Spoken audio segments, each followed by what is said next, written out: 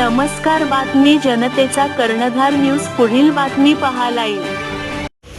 आज जिल्हाधिकारी कार्यालय परभणी यांनी गंगाखेड जो आउटर यार्ड आणि बाह्य वळण रस्ता आहे रेल्वेचा, या संदर्भामध्ये आंदोलकांचं या ठिकाणी शिष्टमंडळ बोलून जी बैठक घेतली होती, त्या बैठकीमध्ये सर्व आंदोलकांच्या वतीनं आम्ही ठामपणे मागणी केलेली आहे की सदर प्रकल्प हा गंगाखेडसाठी अत्यावश्यक नाही आणि हा प्रकल्प जो झालेला आहे, आज सन्मान्य अधिकारी यांना त्यांच्या निदर्शनात आम्ही आणून असं दिलेलं आहे की ह्या प्रकल्पामध्ये रेल्वे डिपार्टमेंटनं, सेंट्रल गव्हर्नमेंटनं, महाराष्ट्र शासनाची अक्षरशः फसवणूक केलेली आहे.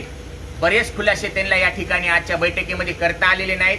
त्यामुळे आजची बैठक या ठिकाणी ठप्प झालेली आहे. त्यांचे जे ठरलेले टेक्निकल गोष्टीचे इश्यू आहेत तेवढ्यावरच ते बोलत आहेत, पण त्यांचा एकही या ठिकाणी निर्णयात्मक गोष्टी या ठिकाणी रेल्वे डिपार्टमेंट बोलू शकलं नाही.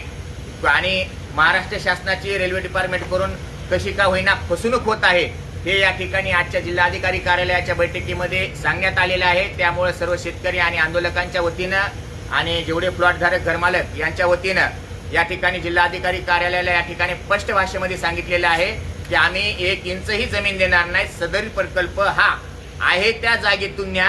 बाकी त्यांच्याकडे एकाही प्रश्नाचं उत्तर देण्यासाठी रेल्वे प्रशासनाकडे एकही समर्पक असं उत्तर आम्हाला या ठिकाणी मिळालेलं नाही आजचं.